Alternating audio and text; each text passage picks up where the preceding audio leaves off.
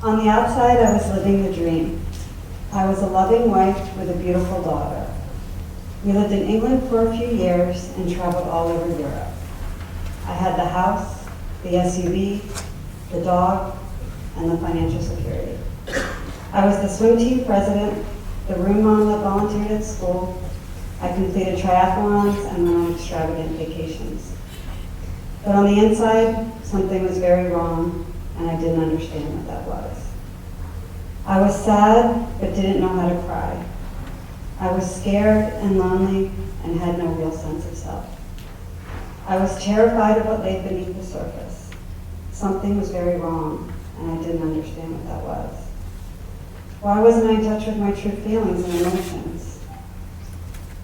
There was only one way I found to quiet my mind, escape, and take the pain away, and that was alcohol.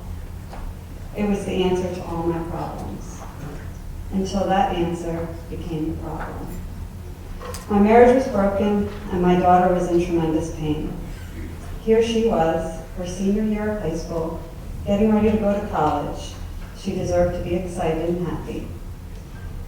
I had just watched my mom lose her battle with cancer, and now my daughter was watching her mom drink herself to death. I remember her sobbing, begging me to stop drinking, and even then I couldn't. Then came that day, a day 7 years ago of complete surrender. I was in my therapist's office, and I said the words for the first time. I have enough problem with alcohol, and I don't know how to stop.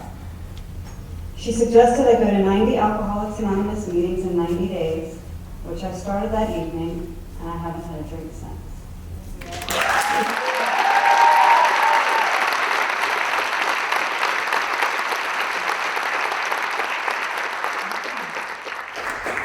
About 4 months into my sobriety, what lay dormant and anesthetized with alcohol started to emerge. There was a shift. I had a ton of energy, but was barely sleeping. I had grandiose ideas in my head and this overwhelming vision of a life of utopia. People close to me were having trouble following my thoughts and behaviors. The weekend following my daughter's high school graduation was one that I remember only bits and pieces of. On Friday night, I remember sitting on a bench after an AA meeting.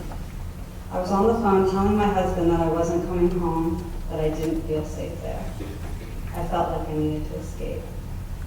I checked myself into a hotel that night without telling my daughter or husband where I was. I remember my daughter calling me in hysteria, begging me to tell her where I was. I'll never forget the look of sheer horror on her face when I walked in the door the next morning.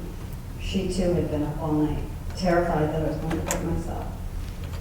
Even after hearing that, I still had these visions of being taken away and rescued to a faraway land. I didn't want to stay in the house. I felt unsafe, and my husband was scared and wouldn't let me be alone. I saw an opportunity. I ran towards the front door with no shoes, wallet, or car keys. I needed out. I had to run. He grabbed me as I opened the door and had to physically restrain me. My daughter heard the commotion and told him, "Let her go, I'm taking her to the ER." On the way there, she said, "Mom, you have to tell them that you are a threat to yourself." That would end up being the first of 9 days in the hospital psych ward. I have a vivid memory that I'll never forget. I was sitting alone in a chair, staring out the window at the end of a long hall, waiting to be rescued. I looked up, and there were these bright, multicolored, flashing lights all around this angelic helicopter. I saw the Prince Charming in there. He was coming for me. There he is. I saw the amazing castle where we were going to go. I saw butterflies, unicorns, and rainbows.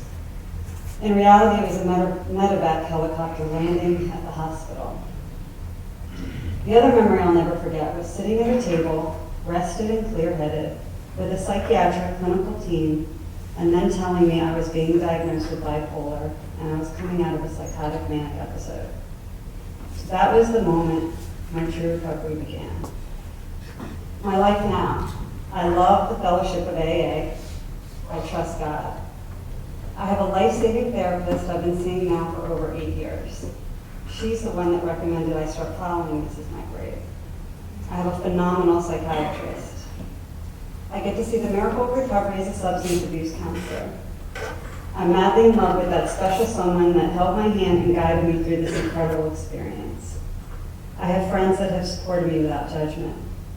And my pride and joy, my daughter Fallon, my 24-year-old baby girl who tells me that by me getting healthy, it set us both free, and the greatest gift